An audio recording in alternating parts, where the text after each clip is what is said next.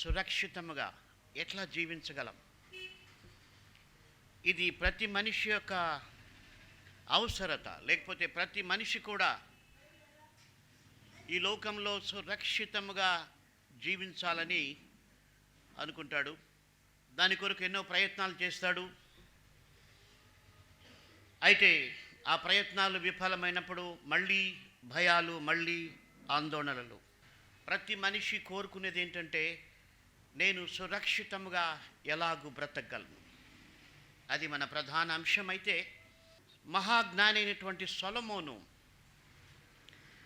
ఆయన 31 సామెతలు రాశాడు.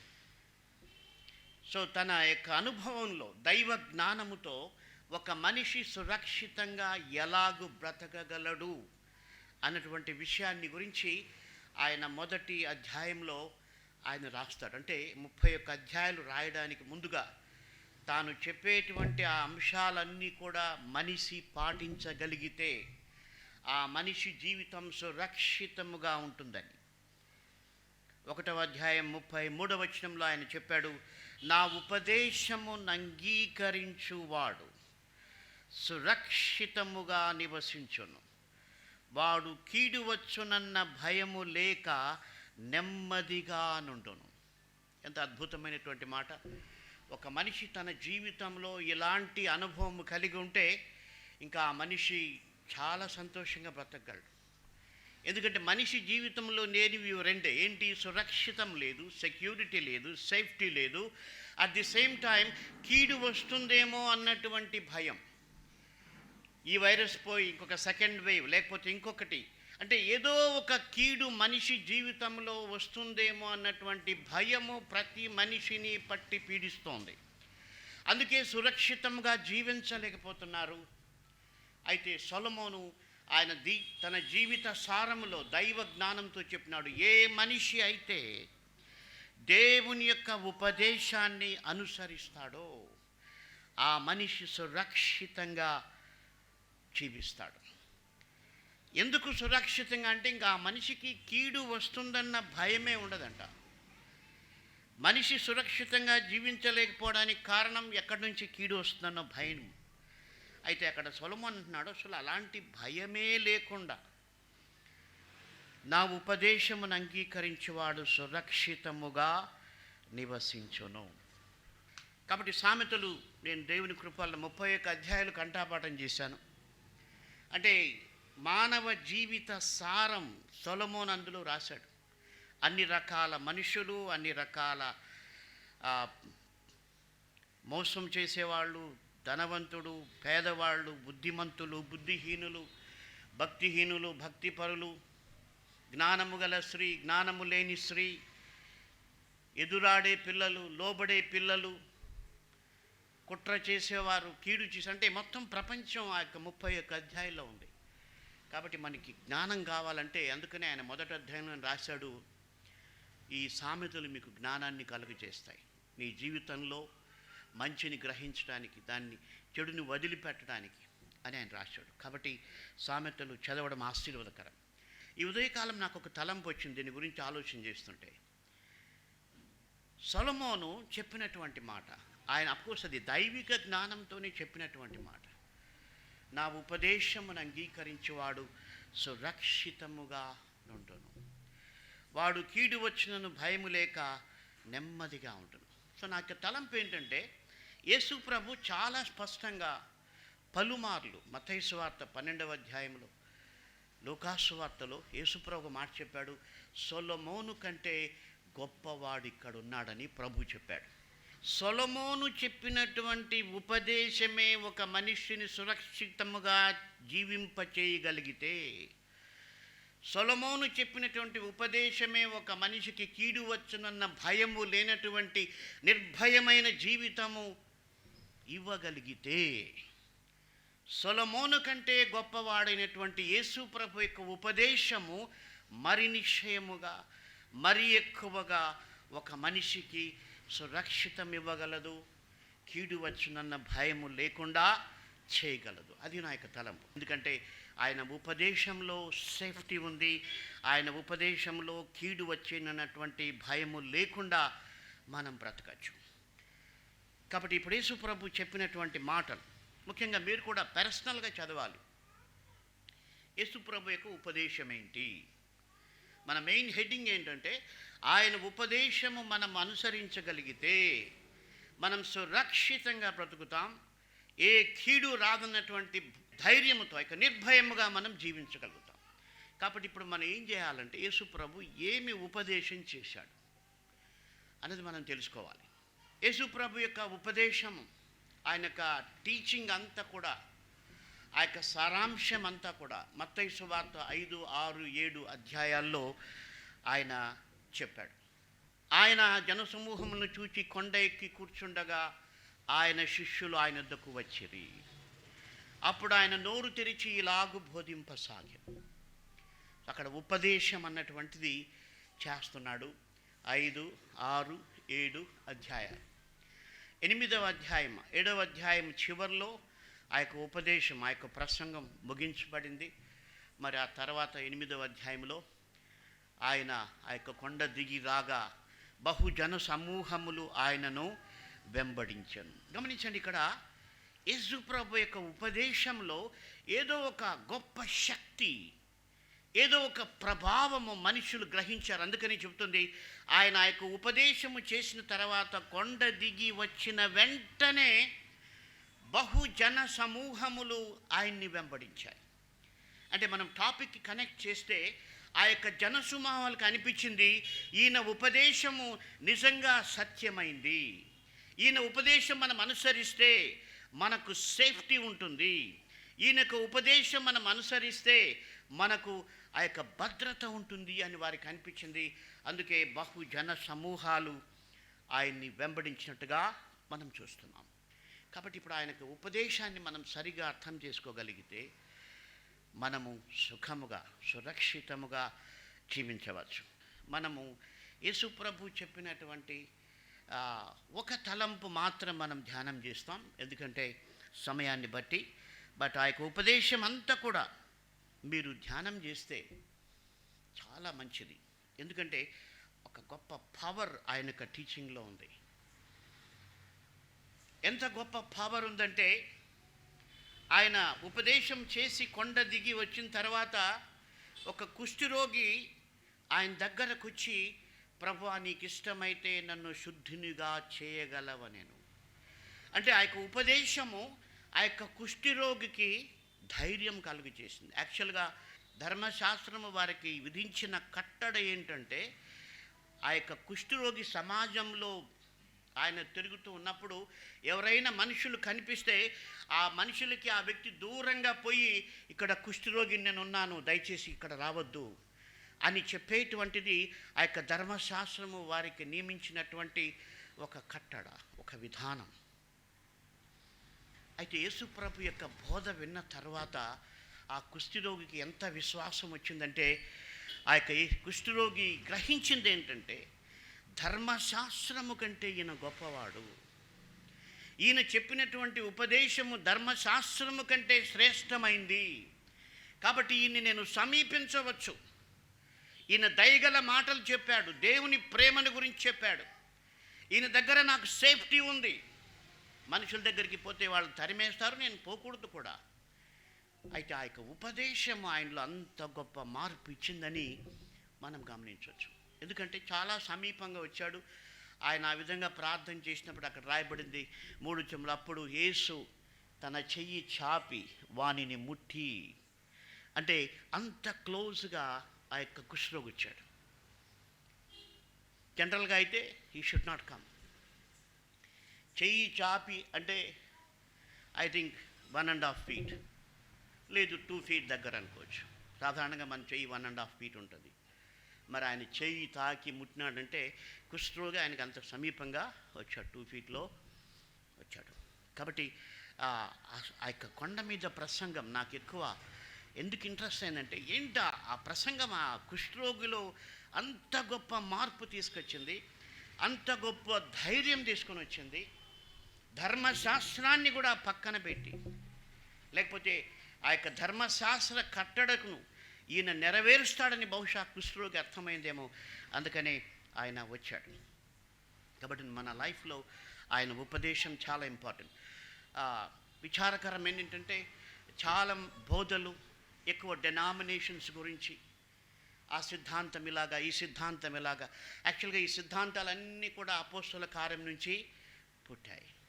అయితే యేసు ప్రభు మాటలను బట్టి ఎవరు కూడా డిఫర్ కాలేరు. ఎందుకంటే ఆయన మాటల్లో కాంప్లికేషన్స్ ఏం లేవు. ఆ తర్వాత వచ్చినటువంటి విషయాలు, మీరు పరిశుద్ధాత్మను పొందారా, మీరు ప్రతివారం బల్ల తీసుకుంటున్నారా, మీరు భాషలు మాట్లాడుతున్నారా, వీటి గురించే డిస్కషన్ ఎక్కువైపోయింది. కానీ అయితే యేసు ప్రభు ఏం చెప్పాడు, ఆయన ఉపదేశం ఏంటి, ఆ ప్రకారం నేను జీవిస్తున్నానా అనేటువంటిది చాలా ప్రాముఖ్యం. అందులో గొప్ప ఆశీర్వాదం ఉంది. ఇంకొక చోట మనం చూస్తే ఆయన మాట్లాడిన వెంటనే తర్వాత ప్రభు అన్నాడు, యోహాను 15:3 అన్నాడు, నేను ఇప్పుడు మీతో చెప్పిన మాటలను బట్టి మీరు పవిత్రులైతిరి అన్నాడు. ఆ మాట నాకు చాలా ఇష్టం. అంటే some power in his word, some power. It is enabling people to come to God. At the same time వాళ్ళని పరిశుద్ధపరుస్తుంది ఆ మాటలు. కాబట్టి మన జీవితం పరిశుద్ధపరచబడాలంటే, మనకు ధైర్యం రావాలంటే యేసు మాటల్ని మనం అర్థం చేసుకోవాలి. ఆయన ఉపదేశం గురించి మనం ధ్యానం చేయాలి. కాబట్టి ఇది నేను ప్రతిరోజు నా చాలా కాలం నుండి నేను ఇవి ఇంగ్లీష్లో తెలుగులో కంఠపాఠం చేశాను. ప్రతిరోజు ఒక్కసారైనా ఈ కొండ మీద ప్రసంగం అంతా కూడా నేను ధ్యానం చేస్తాను. దానివల్ల నేను చాలా చాలా మేలు పొందుతాను. ఎందుకంటే నా స్పిరిచువల్ స్టాండర్డ్ని కొలుచుకోవడానికి కొండ మీద ప్రసంగం ఉపయోగపడుతుంది. గమనించండి, నేను మనుషుల్ని చూసినట్టయితే చాలామంది కంటే నేను బెటర్ అనిపిస్తాను. అయితే కొండ మీద ప్రసంగం ధ్యానించిన ప్రతిసారి, ప్రభా ఇంకా నేను ఆత్మీయంగా ఎదగాలి, నీవు చెప్పినట్టుగా నేను ఆ స్టాండర్డ్లో లేను, నేను నన్ను ప్రేమించేవారినే ప్రేమిస్తున్నాను, కానీ మీ ప్రసంగం ఏంటి, మిమ్మల్ని ప్రేమించేవారినే కాదు, మిమ్మల్ని ద్వేషించేవారిని కూడా ప్రేమించాలి. కాబట్టి చాలా విషయాలు అందులో ఉన్నాయి. అయితే మనం జనరల్గా ఈ సమయంలో ఆలోచించే విషయం ఏంటంటే, యేసు ప్రభు శిష్యులతో ఆ కొండ మీద ప్రసంగంలో ఆయన మాట్లాడుతూ 6వ అధ్యాయంలో ఆయన ఒక మాట చెప్పారు. 28వ వచనం, అంటే it is a part of sermon on the mount. ఆయన అంటున్నాడు, వస్త్రములను గూర్చి మీరు చింతింపనేలా, అడవి పువ్వులు ఎలాగు ఎదుగుచున్నవో ఆలోచించుడి. ఇక్కడ యేసుప్రభు ఏం చేస్తున్నాడంటే మనుష్యుల యొక్క ఆలోచన విధానాన్ని ఆయన ప్రశ్నిస్తున్నాడు. మీరు ఏం ఆలోచన చేస్తున్నారు? అక్కడే ఆయన చెప్పాడు, మనుషులు ఎప్పుడు ఏం ఆలోచన చేస్తున్నారంటే, ఆ యొక్క 6వ అధ్యాయంలోనే మనం చూసినట్టయితే ఏం తినాలి, ఏం ధరించాలి, ఎలా బ్రతకాలి, ఇదే మనిషి యొక్క ఆలోచన విధానం. అయితే యేసుప్రభు ఆ యొక్క ఆలోచన విధానాన్ని గురించి ఆయన మాట్లాడుతూ, మీరు ఏం ఆలోచన చేస్తున్నారు? కాబట్టి దేవుని యొక్క శక్తిని గురించి ఆలోచన చేయండి. అడవి పువ్వులు ఎలాగూ ఎదుగుచున్నావో ఆలోచించండి. అంటే యేసుప్రభు ఇక్కడ చెబుతున్నటువంటిది ఏంటంటే, you should think of God's power, God's works. ఎప్పుడు నువ్వు ఈ లోకాన్ని ఆలోచన చేస్తూ ఉన్నట్టయితే అవి నీ ఆత్మీయ జీవితానికి ఉపయోగపడవు, అవి నీకు సురక్షితంగా జీవించడానికి హెల్ప్ చేయవు, ఇంకా మోర్ వరీ అవుతుంది. కాబట్టి ఇక్కడ ప్రభు అంటున్నాడు, ఇక్కడ ఆయన ఆ మాట చెప్పడంలో ఉద్దేశం ఏంటంటే, దేవుని శక్తిని గురించి మనం ఆలోచన చేస్తే అది మన స్పిరిచువల్ లైఫ్కి చాలా ఆశీర్వాదకరం. అడవి పువ్వులు అంటే వాటికి ఎవరు నీళ్లు పోయరు, వాటి గురించి ఎవరు పట్టించుకోరు. చాలా మామూలుగా మనం ఇండ్లలో చెట్లు పెంచాలంటే దానికి రకరకాలుగా ఏదో ఎరువు వేయటం, దానికి ఒక కుండీ తీసుకొని రావటం, దాన్ని బాగా చూసుకోవటం, జాగ్రత్తగా ప్రతిరోజు నీళ్లు పోయటం, ఇవి మనం చూస్తాం. అయితే అక్కడ యేసుప్రభు అడవి పువ్వుల గురించి మాట్లాడుతున్నాడు. ఎందుకంటే ఆ అడవి పువ్వులను ఎవరు కూడా ఆ విత్తనాలు వేయరు, ఎవరు కూడా దానికి వాటర్ పెట్టరు, ఎవరు కూడా దానికి ఒక ప్రొటెక్షన్ ఇవ్వరు. అయితే యేసుప్రభు చెప్తున్నాడు, మీరు దాన్ని ఆలోచన చేసినట్టయితే ఏంటి, ఒక అడవి పువ్వును దేవుడు ఇంత జాగ్రత్తగా, ఇంత అద్భుతంగా ఆయన సృష్టించి కాపాడినప్పుడు నేను ఆయన మాటలపైన నేను ఆధారపడి జీవిస్తే నా జీవితాన్ని కూడా ఆయన ప్రొటెక్ట్ చేస్తాడు. లేకపోతే ఆయన దగ్గర నాకు సేఫ్టీ ఉందన్నటువంటి గొప్ప నమ్మకం మనకు కలుగుతుంది. దేవుని శక్తిని గురించి మనము ఆలోచన చేయాలి. అడవి పువ్వులు అని అంటున్నాడు. మళ్ళీ సొలొమోను గురించి అక్కడ మాట్లాడుతున్నాడు.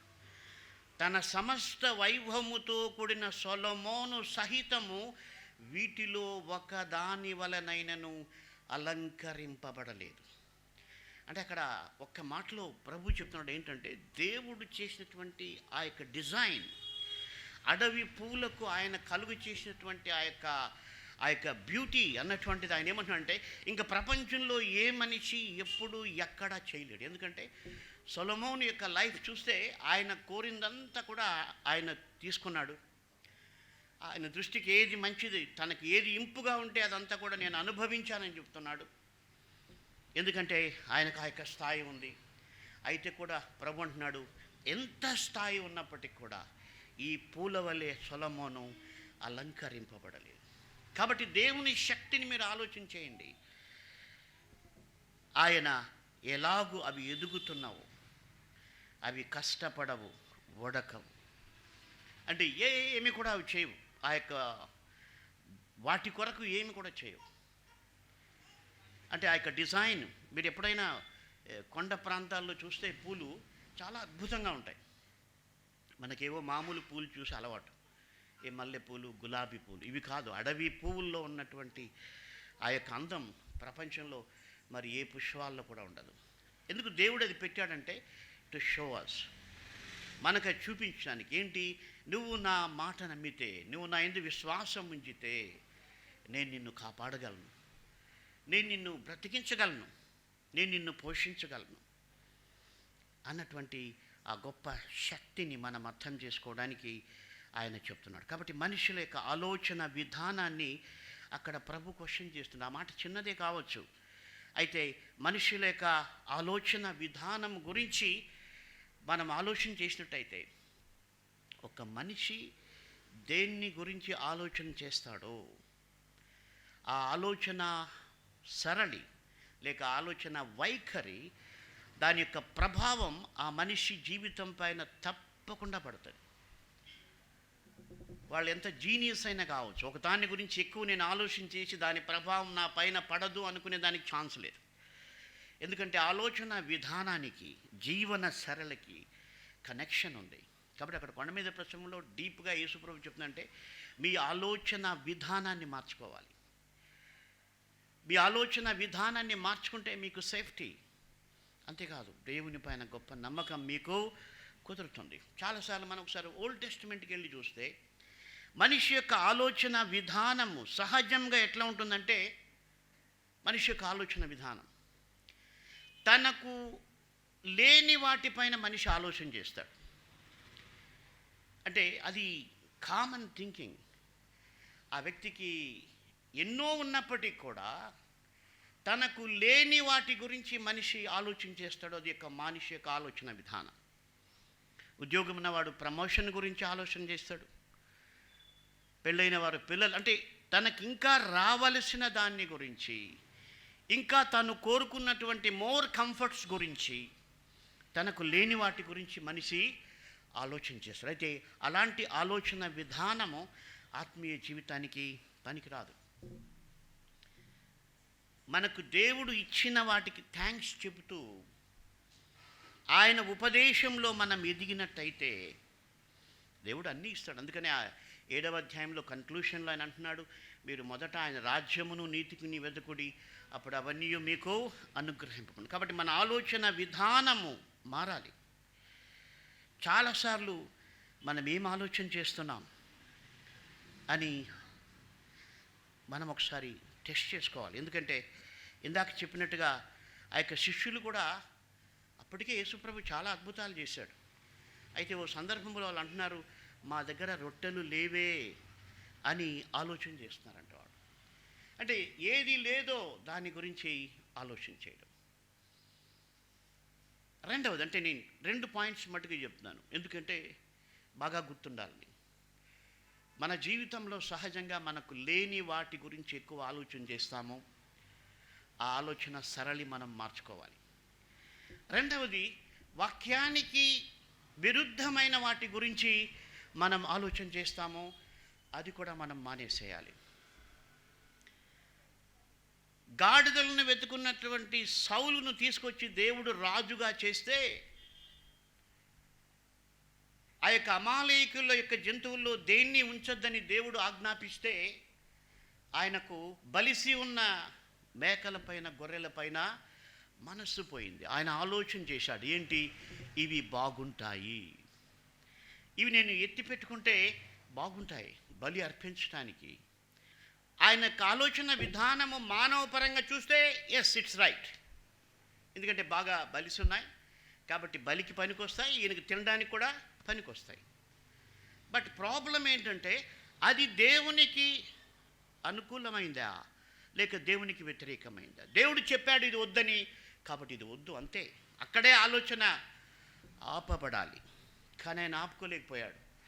కారణం ఏంటంటే, తనకు అది నచ్చింది కాబట్టి ఆ ఆలోచనకి ఆయన రూమ్ ఇచ్చాడు, లేకపోతే అవకాశం ఇచ్చాడు. తర్వాత ఆలోచన ప్రభావం ఆయన పైన పడింది.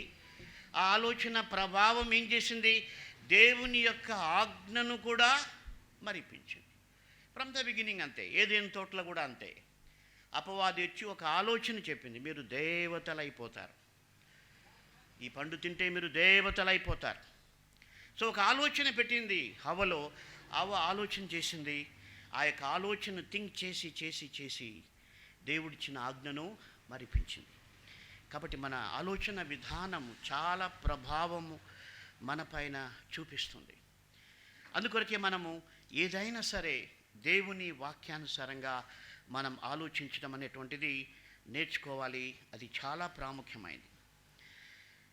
మనం బైబిల్ గ్రంథంలో భక్తుల యొక్క ఆలోచన విధానం మనం చూసినట్టయితే, యోబును దేవుడు చాలా అప్రిషియేట్ చేశాడు. నేను ఈ ఉదయం స్టడీ చేశాను, ఏంటి ఆయన ఆలోచన విధానం ఎలా ఉంది, యోబు యొక్క ఆలోచన విధానం. మనం చూసినట్టయితే కొన్ని వాక్యాలు యోబు గ్రంథంలో 8వ అధ్యాయం 20వ వచనం, ఆలోచించుము, దేవుడు యథార్థవంతుని తోసివేయడు, ఆయన దుష్కార్యములు చేయువారిని నిలువబెట్టడు. అంటే యోబుకి ఒక అండర్స్టాండింగ్ ఉంది, దేవుడు ఎవరిని నిలబెడతాడు, ఎవరిని నిలువబెట్టడు అన్నటువంటి ఒక అండర్స్టాండింగ్ ఆయనకుంది. ఆ యొక్క అండర్స్టాండింగ్ ఆయనకుంది కాబట్టి ఆయన యథార్థంగా బతుకుతున్నాడు. గమనించండి, యోబు యథార్థవంతుడని దేవుడు ఆయన్ని గురించి మంచి సాక్ష్యం చెప్పాడు. అయితే ఇక్కడ దేవుడు ఎందుకు యథార్థంగా బతుకుతున్నాడంటే, ఆయన స్టేట్మెంట్లో ఆయనకు ఒక అవగాహన ఉంది.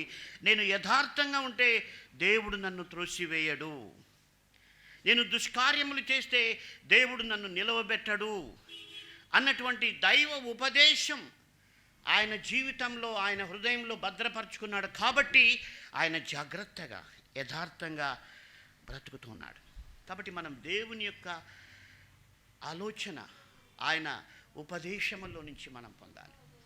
అందుకనే 119వ రాసిన భక్తుడు కూడా అంటున్నాడు, నీ శాసనములు నాకు సంతోషకరములు, అవి నాకు ఆలోచనకర్తలై ఉన్నవి.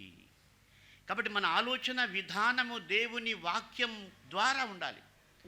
సౌలు చేసిన ఆలోచన దేవుని వాక్యానుసారమైంది కాదు, అది శరీరానుసారంగా చేశాడు, చాలా నష్టపోయాడు. చాలా ఇంట్రెస్టింగ్ థింగ్ ఏంటంటే, ఒక్క బలిసి ఉన్న మేక కొరకు ఆయన సగం రాజ్యం పోగొట్టుకున్నాడు.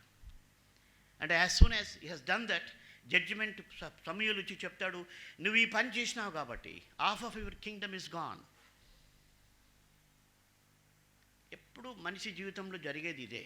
మనిషి ఏదో లాభం ఉంటుందని దేవుని వాక్యాన్ని అతిక్రమిస్తాడు, దానివల్ల ఎంతో నష్టపోతాడు. ఇది మన అందరి అనుభవం కూడా. చాలాసార్లు ఒక్కోసారి మనం ఈ లోకరీతిగా థింక్ చేసి తీసుకున్న ప్రతి స్టెప్, ప్రతి decision, end of the day ఏదో ఒక బ్యాడ్ రిజల్ట్.